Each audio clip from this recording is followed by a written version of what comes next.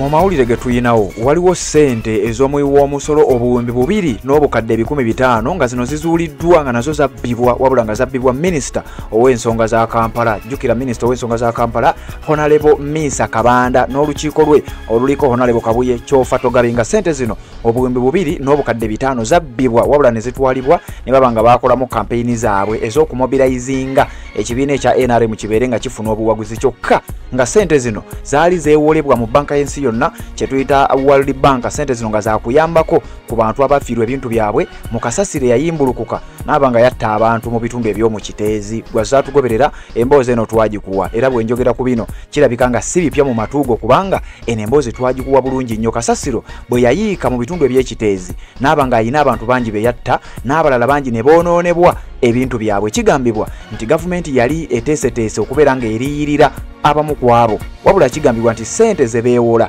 zibeere nga zikola omulimu guno. Abakungu mu kibiina kya NRM bakwata ssente zino ne bazikozesa ne baba nga bamobilizingira ekibiina kyabwe ekya National Resistance Movement kibeere nga kifuna obuwagizi nga tebafudde kwabo abantu abafiirwa ebintu byabwe. Kyokka we twogerera ekitongole kya KCCA kivuddeyo ne ripooti ne kifulumya era ne kiraga nti ministry ey'ensonga za Kampala eyo nonga bwe nkugambye ekulemberwa Hajati Misa Kabanda n'omumyuka we onaabanga state minister ow'ensonga za Kampala and Metropolitan Affairs amanyiddwa nga Honorable Kabuye Kyofa Togabye. Kakati bano bakwata obuwembe 2 n'obukadde 15 ne bazaawula ku ezo ezaali badde ziyambako abantu abafiirwa ebintu byabwe mu kasasiro w'Ekiteezi wabula bo ne baba nga baazizza mu kumobilizingira ekibiina ekya National Resistance Movement kibeere nga kifuna obuwagizi. Kitegeeza ssente zaali zigenda okuliyirira abantu bano abakungu baazikwata ne bazizza mu kibiina kya NRM babeere nga bakimobilizingira. Wuliriza okusinziira ku mukutu gw'amawulire ogumanyiddwa nga Chimp Reports batureportingidde olunaku olwaleero ng'ennaku z'omwezi 5 omwezi gwa 1 mwaka 2025 ne batutegeeza nti obuwumbi 2 n'obukadde 15 ezaali zigenda okufandinga abantu mu Kiteezi abakungu mu kibiina kya NRM baazezza ne baba nga bagenda ne bamaaso n'okuba nga bamobilizinga nti twagala NRM ebeere ng'efuna obuwagizi. Jjukira bwe twali tugenda mu kalulu k'e Kawempe abakungu abamu mu kibiina kya NRM baavayo ne bakutegeeza balina kaweefube ow'okulaba nga bazza ekibiina kyabwe naddala mu bitundu eby'omu Buganda. Kaakati oyo kaweefube baali tebagenda mumukozesa bigambo era tebasuubira mumukozesa mimwa gyokka wabula akasente kalina okuba nga kayiika. Sigambye nti zino ze baakozesa, wuliriza bulungi nnyo. Okusinziira ku mukutu guno era ekiwandiiko kino kye baatadde ku mukutu gwabwe kye njagala okuba nga nkuyitiramu nga bwe tugenda mu maaso atanaba kuba nga osubscribinga kikole tubeere nga tutambula ffenna. Wulira bwe bagambye 2.5 billion Ugandan shillings Kiteezi funds spent on political mobilization. Nti obuwumbi 2 n'obukadde 5 eza siringi za Uganda ezandibadde oba ezaali ziteekeddwawo nga za kuyambako abantu mu Kiteezi bazikwata ne bazikampeyingamu oba ne bazikozesa mobilization ow'ekibiina kyabwe. Kakati wuliriza, jjukira gwa zaagoberera nakugamba abantu abaafa ennamba ya reportingibwa okusinziira ku bantu abawangaalira mu kitundu kino ate bo boogera ebigambo byawukanira ddala n'ebyo ebiva mu bakungu aba gavumenti naddala ekitongole kya KCCA n'ebitongole ebirala. Kakati wuliriza ekiwandiiko w'ekigamba The Kampala Capital City Authority City Executive Committee has made a shocking revelation that the Ministry for Kampala spent 2.5 billion Ugandan shillings meant for the Kiteezi disaster aftermath on political mobilization.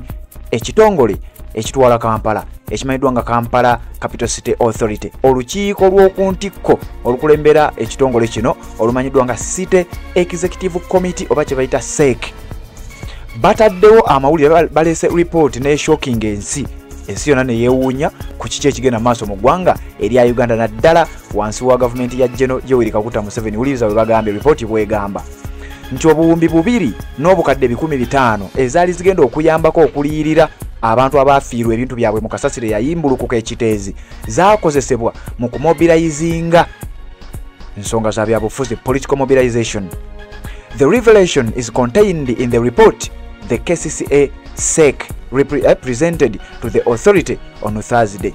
Akakiiko ak'okuntikko City Executive Committee ak'ekitongole kino ekya KCCA baapuresentinze report ku lunaku olwokuna era mu report eno gye baapuresentinze mwabaddemu ekintu kino ekyatiisizza era n'abantu abasinga obungi ekyabakanze nti obuwumbi 2 n'obukadde 15 abakungu baazikozesa nga zaali za kuyambako abantu mu kasasiro w'ekiteezo beyayiikira bo ne bazitwala ne bakola mobilization zaabwe okulaba nga bakampeiningira ekibiina kyabwe okulaba nga kifuna obuwagizi naddala mu bitundu ebitali bimu. Kakati wuliriza wano nga batugamba the report reveals a shocking revelation about the poor management of the city by the KCCA technical wing and the Ministry for Kampala.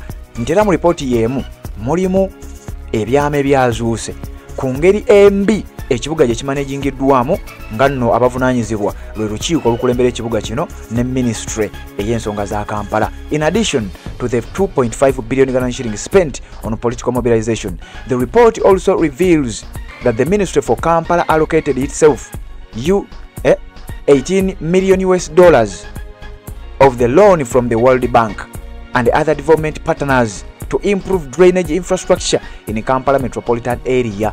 Mbu batugamba nti ng'oggyeko ssente ezo ze nkugambye obuwumbi 2 n'obukadde 15 ze beegabira, kakati n'owuliriza ate ekirala kye baakola. Obukadde 18 eza dola bano nno nga yali looni baagijja mu banka y'ensi yonna kye tuyita World Bank n'ebitongole ebirala ebiwozi bya ssente. Ministry eya Kampala yakwata obukadde 18 obwa ssente za dola.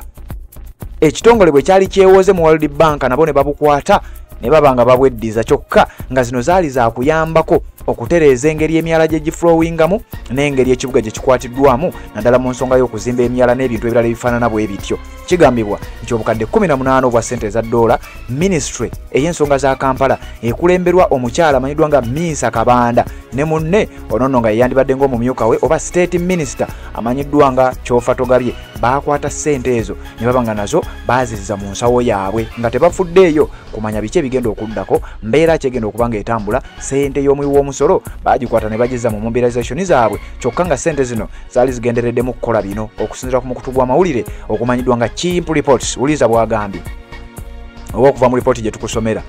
As the City Executive Committee, we are irritated by the Ministry of Kampala's act of allocating to itself a whopping sum of $18 million of World Bank loan just for capacity building.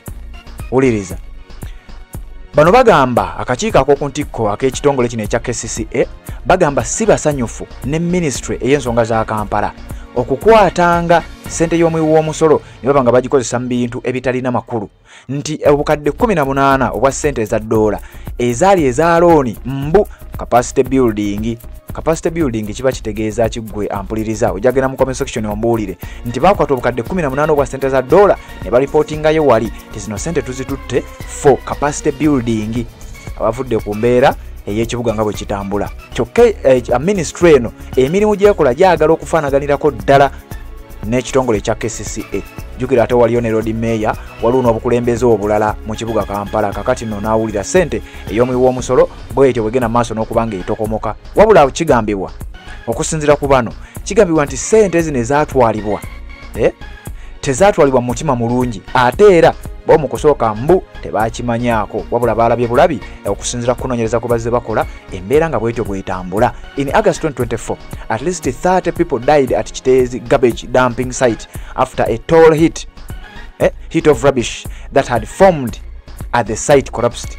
Oluvannyuma lw'olusozi lwali lutondeddwawo kasasiro yali ateekebwa mu bitundu bino eby'ekiteezi lwayimbulukuka mu mwezi ogw'omunana omwaka 2024 ogwo oguwedde, era kigambibwa okusinziira ku lipooti yaabwe bo bagamba nti abantu 30 bokka be baafiira mu njega eno era ssente ezo baali baziggyeeyo kulaba nga bayambako.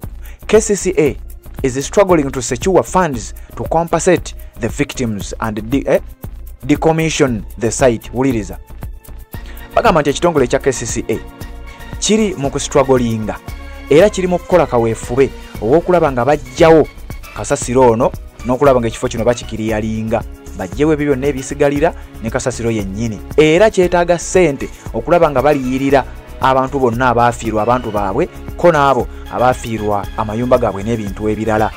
Despite the victims' cries for compensation, KCCA says it awaits a chief government valuers report to determine the required compensation.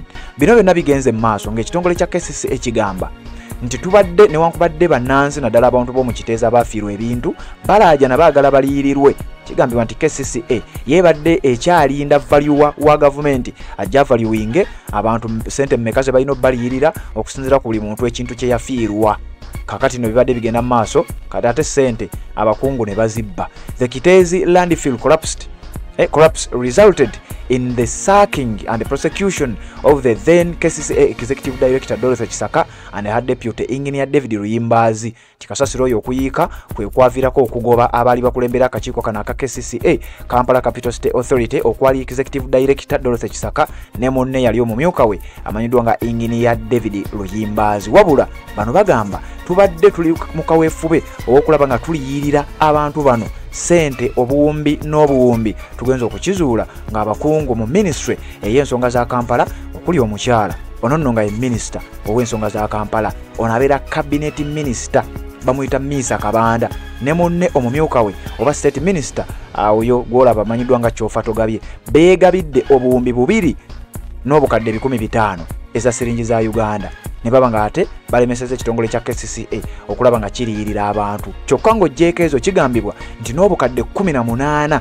nga zino sente za $, nazo baazikwata ne bazissa mu nsawo yaabwe nga bagamba mbu bagenda kulwanagana ne kye bayita capacity building mu kibuga Kampala. Mukutu gwa Red Zone TV webale kubanga okyagoberera na gyosinzira okubanga gyotulabira yonna atanaba kubanga subscribe nga kikole tubeere nga ate tutambula ffenna. Z'obufumbo olina omwami naye ng'akutawanya, olina omukyala ng'akutawanya, bajja ne bakwagalako ne bagenda. Gwe alina ebizibu mu byenfuna nga sente zikuyita mu ngalo, wooteeka sente zifa bufi, bowola tebazza. Gwe aloota ng'ogwa mu nnyanja, gwe alumizibwa omutwe nga guganja okuwona, naawe aloota ng'ebintu bikozesa ensonga z'obufumbo. Nina ekifo ku mugga awali amayinja w'ennyambulira ko ebisiraani ekikwa ekifiiriza omudibo obutaganja obutawiibwa. Nzijanjaba abantu ab'enzikiriza zonna nsiŋŋaanibwa njeru ku lw'ejjinja. Gwanjagala kuba ku namba yange eyo naawe ali ewala ennyo yita ku WhatsApp.